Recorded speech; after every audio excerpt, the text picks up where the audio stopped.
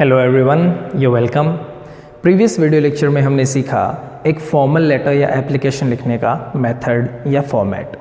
उसी मेथड या फॉर्मेट से आज हम एक लेटर लिखेंगे। हियर इज अ क्वेश्चन, चलिए पढ़ते हैं।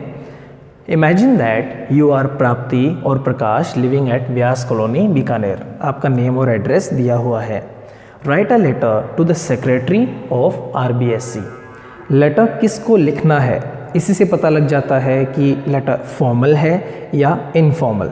किसको लिखना है? सेक्रेटरी को। तो किसी डेजिग्नेशन पद को लिख रहे हैं, इसलिए ये फॉर्मल लेटर है। किस लिए? अब लेटर का सब्जेक्ट क्या है? Requesting to reduce the syllabus due to the less number of working days remaining in the current session 2021। बहुत ही करंट इशू है ये। 2021 का जो सत्र है, इसमें वर्किंग डेज यानी कार्य दिवसों की संख्या कम हो गई है लॉकडाउन की वजह से, कोरोना वायरस के स्प्रेड की वजह से।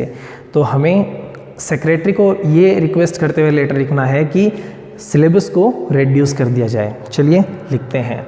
सबसे पहले क्या लिखते हैं, एक बार मैं रिवाइज करा देता हूँ। सेंडर्स एड्रेस यानी जो लिखने वाला है, भेजने वाला, उसका पता। तो यहाँ से हम शुरू करते हैं टॉप ऑफ द पेज से। व्यास कॉलोनी बीकानेर। ध्यान रखिएगा एड्रेस लिखते वक्त कि जितने भी वर्ड्स होते हैं उनका फर्स्ट लेटर हमेशा कैपिटल लिखा जाता है। व्यास में V कैपिटल, कॉलोनी में C, बीकानेर में B। हाउस नंबर अगर ये भी आप अपनी तरफ से ऐड करना चाहते हैं तो कर सकते हैं। हाउस नंबर 176, ऐसे भी आप चाहे तो ऐड कर सकते हैं। सेकेंड पॉइंट, डेट आज की लगा सकते हैं 13 अगस्त 2020। फिर थोड़ा स्पेस छोड़ के क्या लिखते हैं, जिसको हम भेज रहे हैं उसका पद, डेजिग्नेशन। किसको लिख रहे हैं? सेक्रेटरी।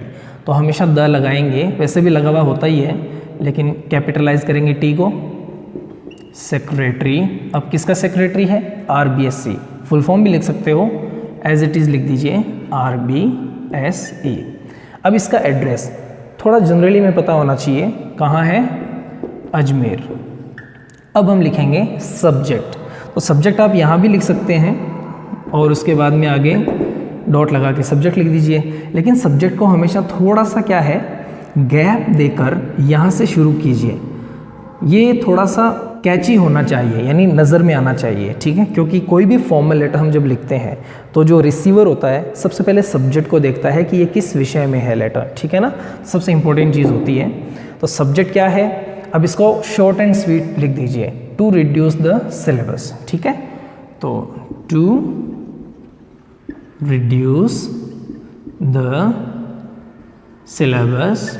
अब इसमें आप एबिस से भी कर सकते हैं, due to the less number of working days, लेकिन ज़्यादा बड़ा हो जाएगा, ठीक है?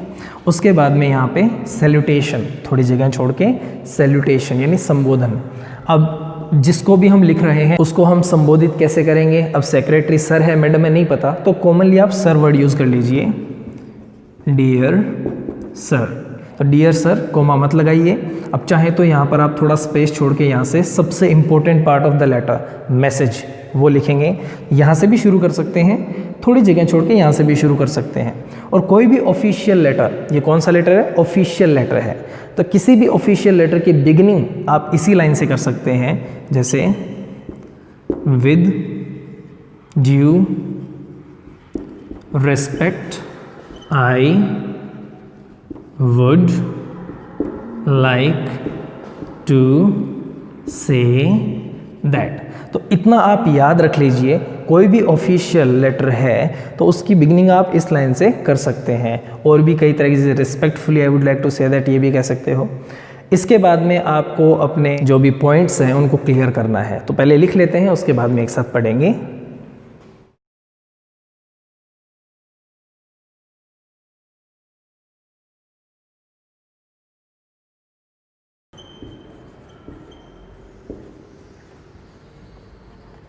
तो ये हमने लिखा है मैसेज। क्या लिखा है इसमें? शॉर्ट एंड स्वीट वर्ड्स में हमें लिखना होता है, ज़्यादा कोई घुमा फिरा के कुछ नहीं लिखना।